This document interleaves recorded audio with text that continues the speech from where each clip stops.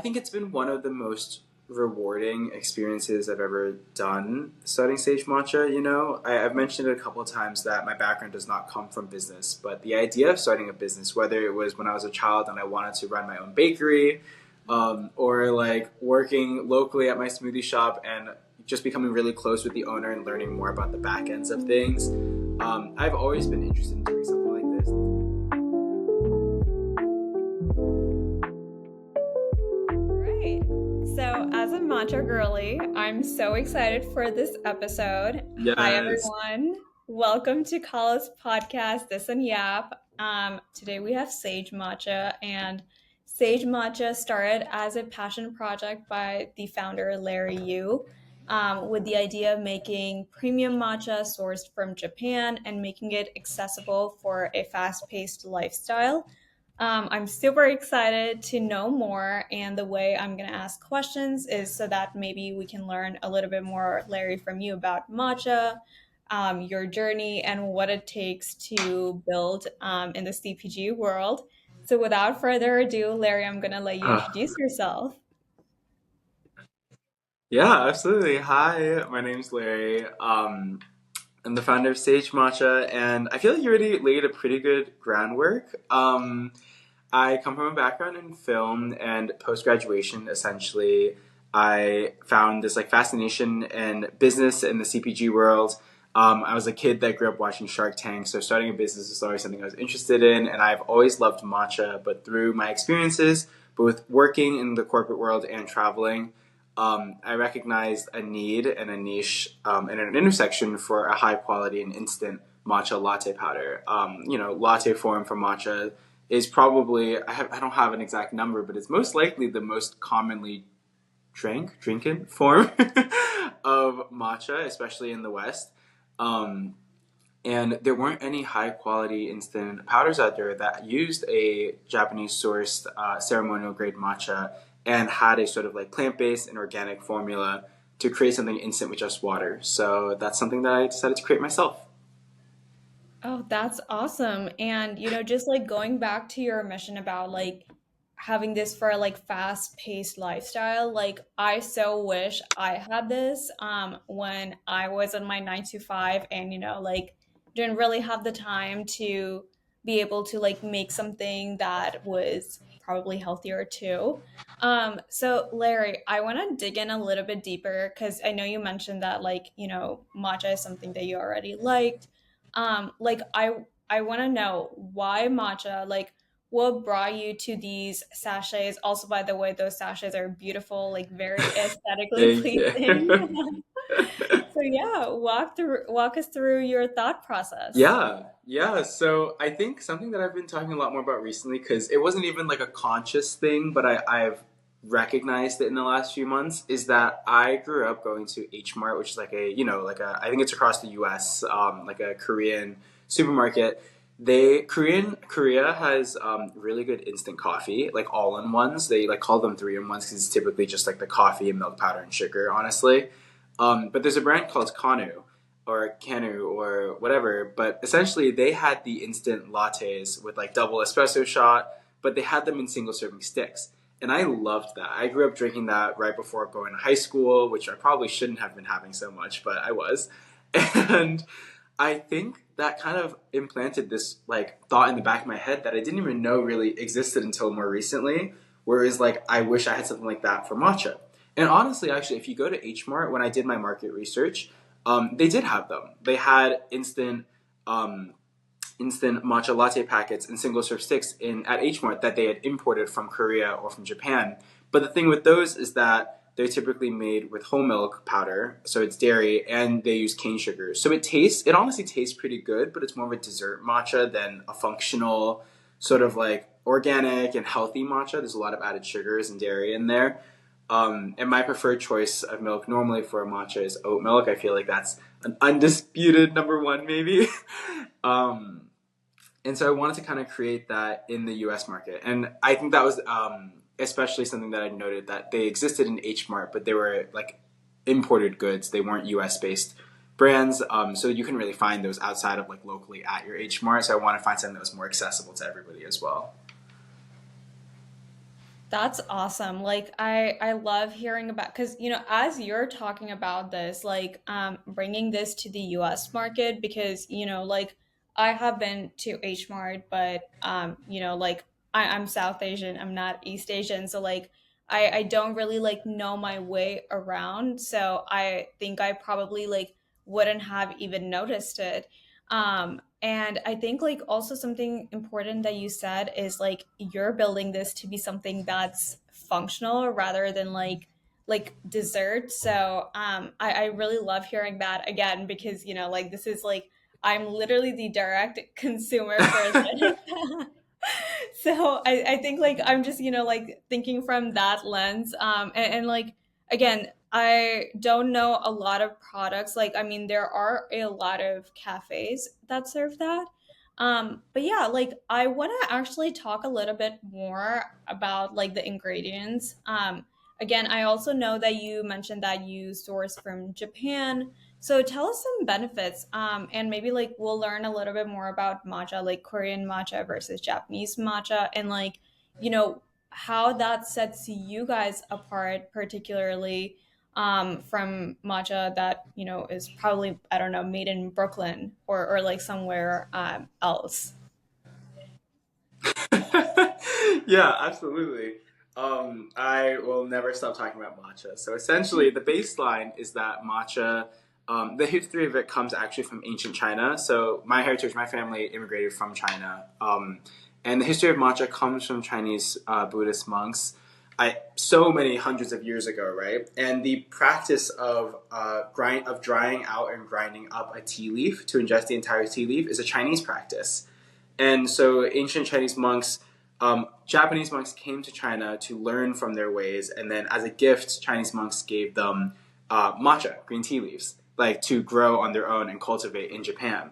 Yeah, and then gave them the practice, well, taught them the practice of grinding it up and ingesting the entire leaf instead of brewing it, which we all know is like the traditional way of drinking a tea, right?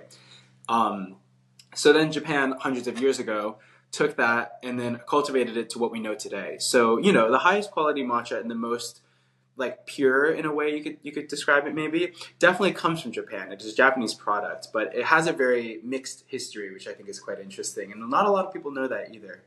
Um, so Japan took it and then they cultivated to what we know today. And there's different tiers of matcha that we view today to tell the Mhm. quality. There's three main ones, and then within that, obviously, all the different brands will put subcategories as a marketing technique. But the three main, typically recognized ones are culinary, traditional, and ceremonial as the highest. Oh, And so okay. they're all, I think, what we like to kind of express in the matcha community, if I can say that, is that all the tiers of matcha are good. We don't want to waste any matcha, but they're just used for different purposes. Culinary matcha, as the name kind of suggests, is typically a cooking grade matcha. This matcha is not as bright and not as naturally sweet. It's a little bit more bitter, and that's because the leaves are a little bit older in the growing Mhm. season. But the reason why we still use it and why it's good is because when you're baking, you typically will be adding some sort of other sweetener, and you need a lot So more interesting. matcha. Yeah, yeah, you need a lot more matcha to get the flavor in general. So like to use ceremonial grade matcha, for example, in baking is gonna cost you probably like 10 times the amount to Wow. use that same Yeah. amount of matcha because the pricing really, really varies. So then above that we have traditional, which is kind of what you would normally see. I would argue to say that the majority of cafes in the US at least, probably use somewhere between traditional and culinary because when you don't completely understand the depths and the levels of matcha, you're going to get what's the most cost effective. Right. Um, and so that's what typically leads to people thinking that matcha tastes a little bit grassier, it tastes more bitter, or they just don't like it as much because it's a slightly lower grade. Traditional is perfectly fine for lattes if you have a good traditional matcha powder. But then we get to the highest level, which are the youngest leaves, first harvest, and have been exposed to the sun the least, essentially, because matcha is Mhm. specifically a shade grown green tea leaf. Um, and ceremonial is the highest level. These are what you normally drink for pure matcha, so not in a latte form, but just by itself, because it's already naturally sweet. This has the most vibrant color, and it has the most benefits. So actually, the higher quality of the matcha, the higher potency of caffeine, of antioxidants, of vitamins, of everything. So that's kind of like a side note of it just tasting better. It also is better for you. Right. Um, So that's a little bit of the background of matcha. And at Sage Matcha, we use ceremonial grade matcha. We work with a wholesale supplier that's US based, and they work with multi generational tea farmers in Uji and Kagoshima in Japan. And Uji is the birthplace of matcha in Japan. It's right outside of Kyoto. But then Kagoshima is a different region of Japan that is really close to these huge volcanoes. And so the volcanic soil actually helps really I don't know if fertilize is the right word for this, but just enrich the matcha. That's So these are the incredible. yeah, so these are the two main regions that matcha is grown in Japan, and therefore, some of the best considered matcha worldwide, and that's where we source our matcha from. So it's pretty cool. Yeah, no, that is okay. That was so information packed. Like, thank you so much. Because, like, definitely, like, I think your average US consumer does not have this idea about, like, these three tiers of matcha almost. And because I definitely, like, the matcha that I'm accustomed to is like bitter tasting, like the ones that you get at cafes and stuff. And I do remember like briefly, like one time, I went to this like tea tasting and it wasn't like a traditional matcha drink, but now that you're saying it, it was probably ceremonial matcha because I was like, oh, maybe it's the way it is prepared that like I can't like taste the bitterness. Like it was actually like Yeah. more like I don't want to say mint, but like more refreshing. So Yes, I did a so when you do these traditional tea ceremonies, especially if it's a matcha specific ceremony, they're not going to make it Mhm. for you in a latte form because traditionally you're going to drink it with just water, right? Right, And because they right. use such a high quality matcha powder, it shouldn't taste bitter by itself, you know? It should have a Yes. smoother, earthy flavor, and it's very potent as well. I did one of those when I was in Kyoto actually, and it was Oh, so cool to just experience, especially because I do normally drink matcha in latte form, obviously. right. It was cool to just try it in different ways, you know? Yeah, yeah, no, that is definitely because I'm glad that you mentioned that you do it only with water because that was something that's what surprised me because if like it was the normal matcha, like even if it's just a powder that's on top of the latte, like you kind of start feeling that like it's gonna be very bitter, very like grassy. So Yeah. that I think like that was what surprised me the most. And I mean, obviously, like matcha is kind of like the it thing. Like everyone's Yeah. putting matcha powder everywhere, like cakes. You kind of talked about baking.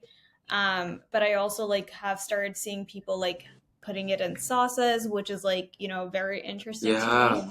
So, and I think also speaking from my experience, but also like, my friends, like people often tend to go looking for matcha like in these big chain stores or like cafes and stuff. And a lot of the times this is like so that they can be healthier because they're busy, like they want something that's like grab and go.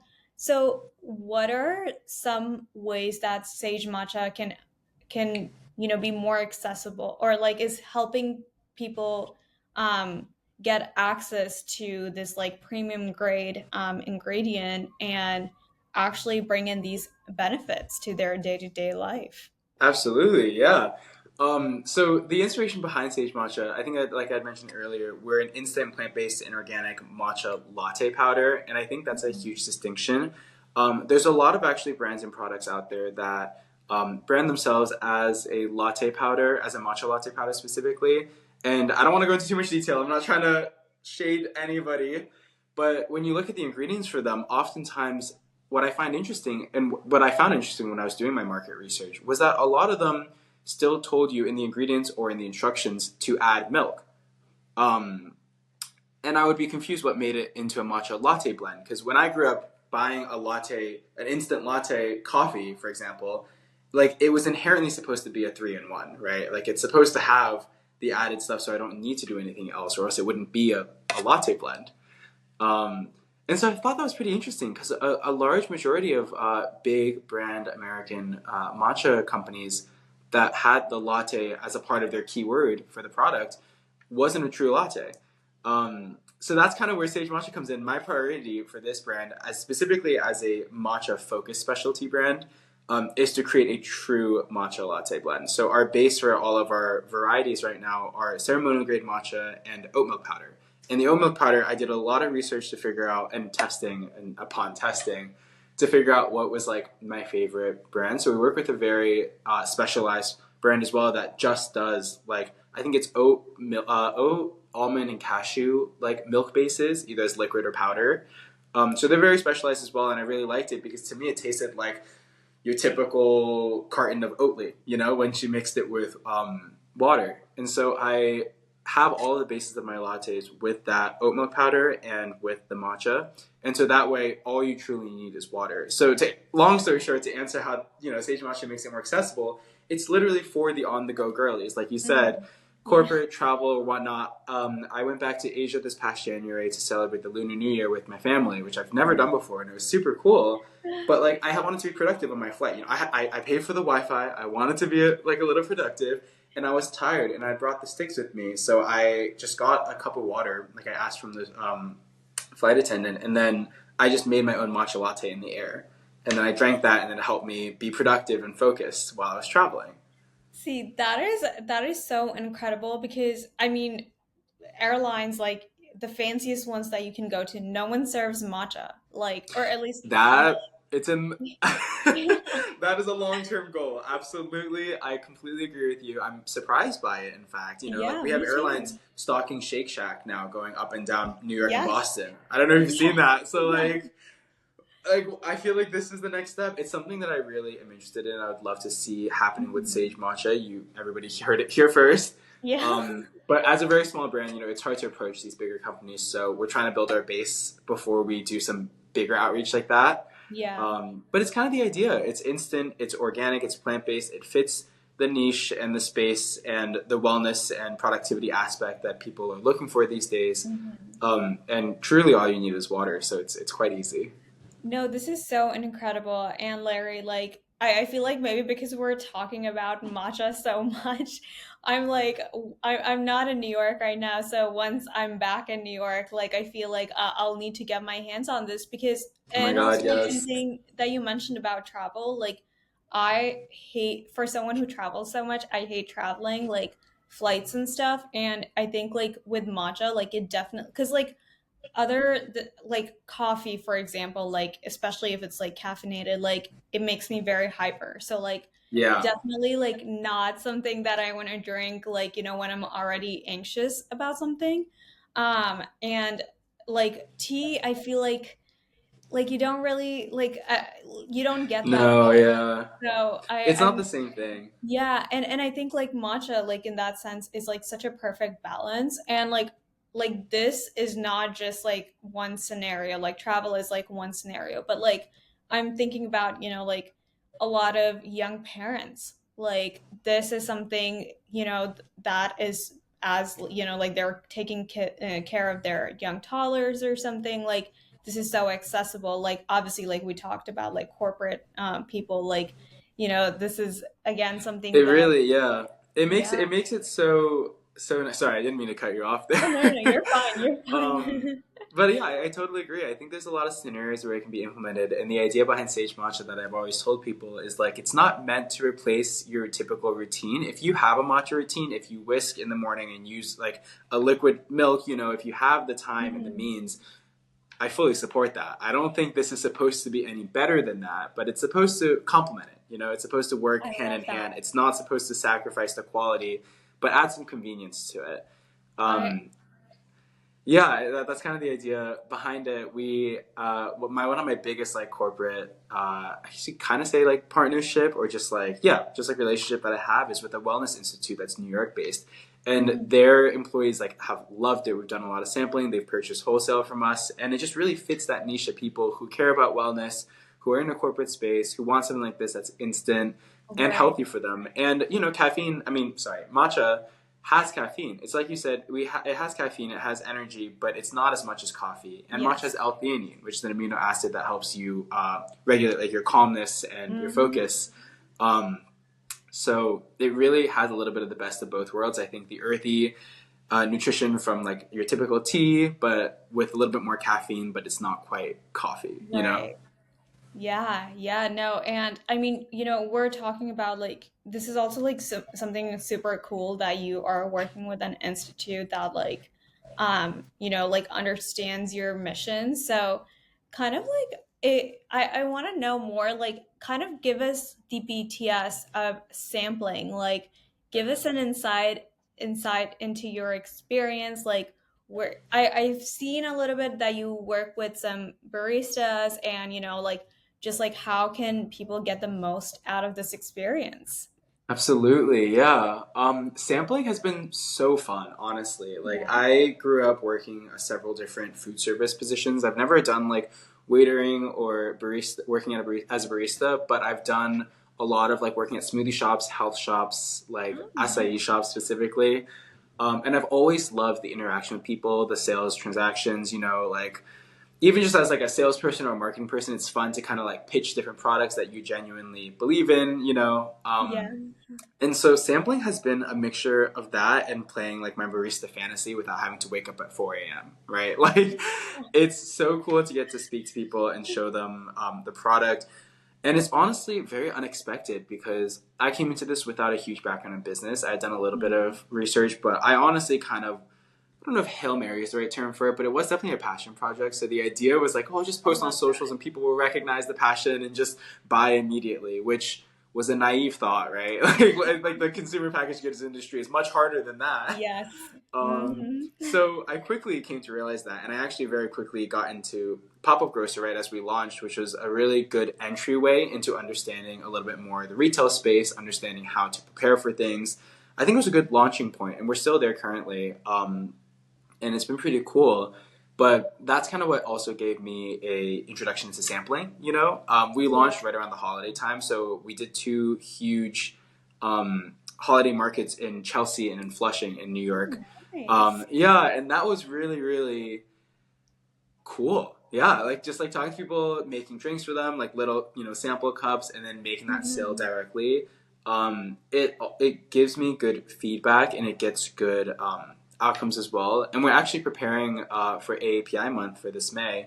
I don't know when this is going to come out, so for May, That's um, okay. we are doing a couple different events, and the one that we're doing at the end of May is actually going to be almost like a pop up cafe scenario. Ooh. So instead of just selling the pouches, we're also going to do Sage Matcha powered drinks.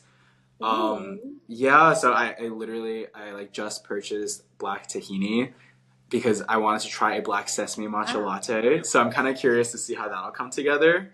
You will Um, definitely catch me there. Yes, yeah, it's gonna be 3 days. Like super exciting. We're working with a nonprofit that's New York based for AAPI month, and it's just been super cool. I think that's what I'm trying to say. Like Mhm. working as an e-commerce brand in the consumer packaged goods industry, um, especially as someone who doesn't have a partner and it's like very much just me and myself, it Yeah. can sometimes get a little lonely, I think, and it's a little independent. And so doing samplings is a great way to connect with your demographic, your customers, get Mhm. feedback. Oftentimes, a lot of these samples or pop ups that I've done have been next to other vendors. And honestly, it's just been so heartwarming to talk to other people's experiences, see where you place, get some advice, make some networking, make some network. Yeah. So I think that's sampling has become quickly become one of my favorite things as a business owner. It's a great way to connect with the community. Yeah, that is incredible. And something that you said about like being a solo founder, like again, coming from my own experience, like definitely it's something that you're very like independently making decisions on and obviously pros and cons to both. But at the end of the day, like your audience kind of starts becoming your community. And like I Yeah. think like sampling is such a great way to do it. Like some of our initial brand partners, like this is how, like through sampling is how I found them because it was also because like sometimes when you're just online, like especially with food, like it can get hard to like understand those values and then like food is such a sensory experience, not just taste wise but just like overall that like I love everything that you said about sampling and like I mean I truly, obviously, like as a business owner, like it is business, but it's also like good that you can have fun with that because at the end of the day, that is so important. So speaking of audience, I know you teased a little bit about, upcoming updates to Sage Matcha and also like the events that are happening. So what is something that the audience can expect from Sage Matcha in the next couple of months, next year? Yeah, yeah. Ooh, oh my God. Let's see. Long-term plans. Yeah. I as a speaking to the audience, I would like to say that in the next few months, you can see Sage Matcha popping up in a couple more stores across the tri-state area and hopefully more nationally as well. We've been focused a lot on retail outreach as a self-distributor, which is definitely a mountain in itself to try to climb. But it's been quite exciting. We like have been joining a couple different new stores. So right now in Manhattan, we're in Pop Up Grocer and Malm stores and Malm stores, which is in the Seaport Shops in the financial district, which have been both really cool. And then we actually this week are joining Japanura, which I'm gonna ignore that. Japanura, which is a place, a like kind of bougie Quebec inspired Mhm. bodega in Williamsburg, in the heart of Williamsburg, which is really cool. Um, we are doing a lot more outreach in New Jersey. That's where I'm originally from, and I Yeah. think longer term, the idea is just to try to make Sage Matcha more accessible and visible to people. As a small Yeah. brand with a very small budget, it's interesting to try to find those techniques, whether it's working with influencers or working with just social media independently or just doing your traditional outreach in like newsletters and markets. It's Yes. interesting to see what has shorter term effects, what has longer term effects. We'd love to do more partnerships as well. That's something I think you can see from us. So we're working with a Boston-based ice cream company right now called Far Out. And so we're the Ooh. supplier. Yeah, we're the supplier in Oh my matcha. We're doing gosh. matcha gatos with their like vanilla ice cream. That is So that's really incredible. cool. Yeah, they have a really high quality premium New Zealand fruit based ice cream, and it's really cool. Um, those sort of things, like collabs. Yeah. I think on the product side of things, I haven't really spoken about this at all actually, but we're thinking about kind of rebranding a little bit of our products, switching up our SKUs and our bigger packaging. This is like, I think something interesting, an interesting experience that you kind of get working in the consumer packaged goods industry. But like a big thing that I've kind of come to recognize recently is that as a new brand, even 12 servings for a unit might be too many. Like I was so Yeah. confident in my own product and I was like, oh my God, people are going to want more than just 12 servings. But the reality is Right. that as a new company, you live and you learn, right? Like people Yeah. want to try it Mhm. before they commit to more. And even though 6 servings or 12 servings isn't a whole lot, when you have them packaged in single serving sticks, they're going to feel more like individual things rather than just Yes. like a bag of 6 brownies or something, right? Yes. Um, so that's something that I think you can see from us to smaller serving size units for the introduction. We're probably still going to keep the larger ones, but introduce some smaller packaging so that it's a little bit more, even more accessible for you to try Yeah. without too much of a like hesitation or concern about having too many extra packets. You're going to love it, but Yeah. I Yeah. understand.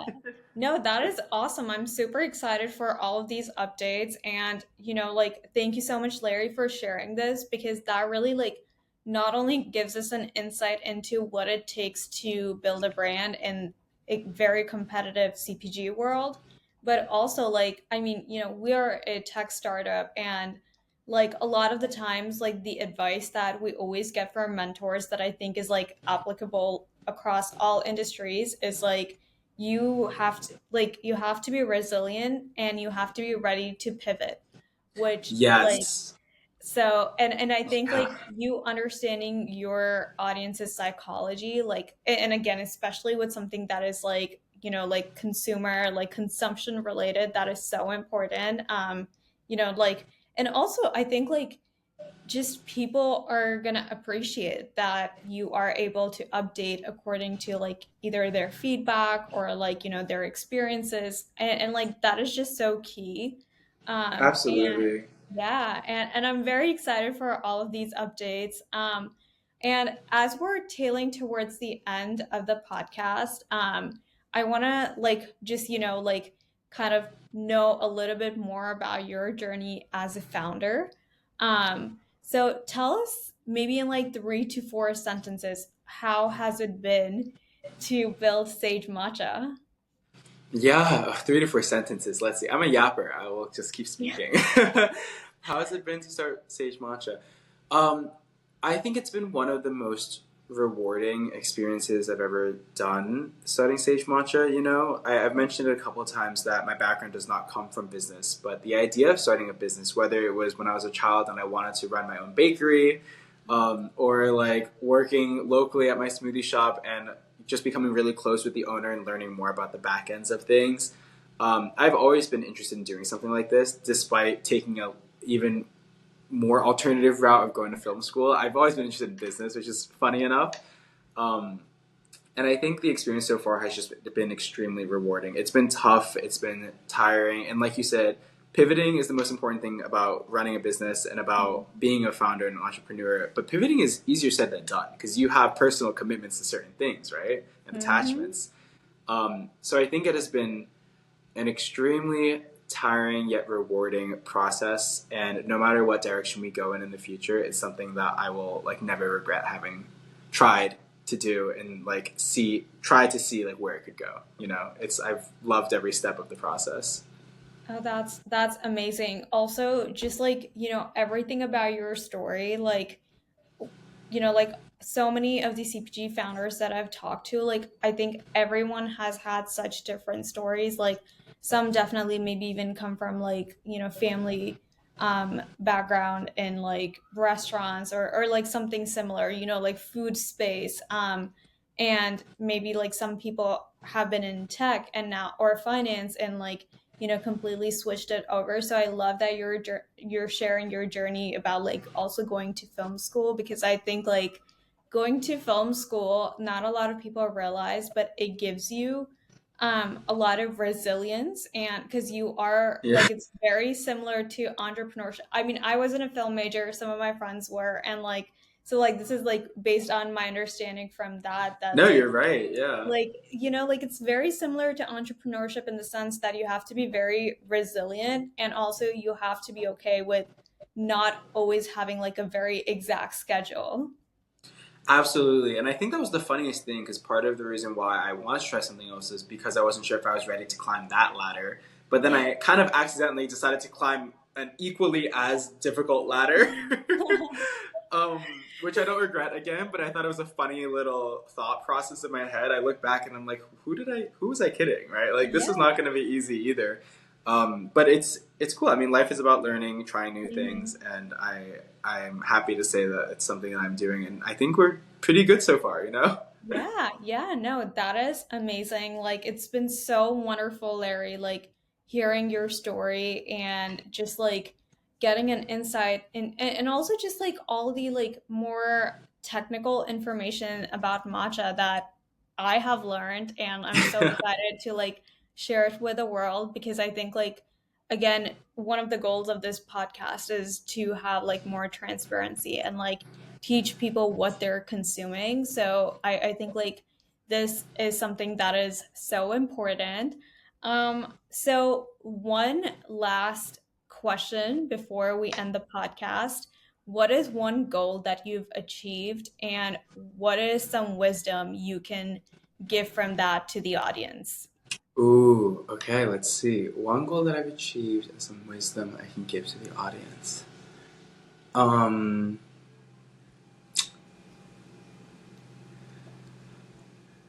Maybe it's not as specific as like a tangible goal, but like something that I have achieved recently that I thought was really cool is like seeing Sage Matcha out in the world outside of myself. Yeah. So I don't know how to word that as a goal, but like for example, seeing the ice cream company out in New Zealand, who's a much more established business than we are with like tens of thousands of followers, post us on their Instagram through work that somebody else did that I didn't dictate or was in charge of at all. Just seeing it on their feed. Pop Up Grocer just recently, like yesterday, posted a reel about the ice cream collab that we did with them in Cafe Pana.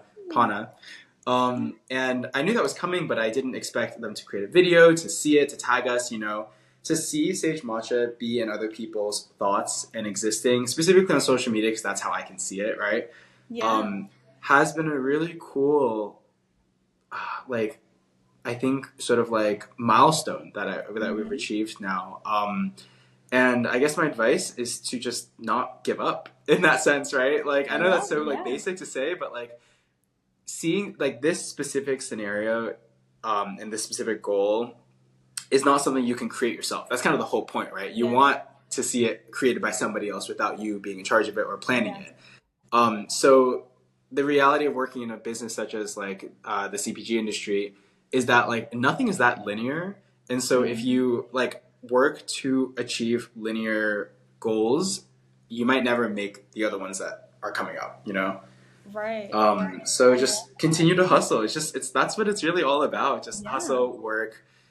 You're gonna have days where you don't see any sort of outcome, and then one day where you get two different markets and a pop up and everything. You know, Yeah, you no, never know that's what's coming. incredible. Yeah, Yeah, that's so awesome. Like they and also, like the give up advice, like never give up. Like I think that is maybe like the most important advice that you can give because like when you're in a business and also like something that you mentioned like, seeing your brand be bigger than yourself. Um one of my that's the word favorite for yeah, yeah. it. One of my favorite quotes from Brian Chesky, the founder of Airbnb, was that you have to grow faster than your company, but you have to let your company, I think, or I don't know if this was the exact thing, but it was like, you have to let your company be like something beyond you. And I think like that is so incredible that you're able to see Sage Matcha do that at such early stages because at the end of the day, this is what it's about. So, we are so excited to, learn more about Sage Matcha and like what you guys are going to do in the future.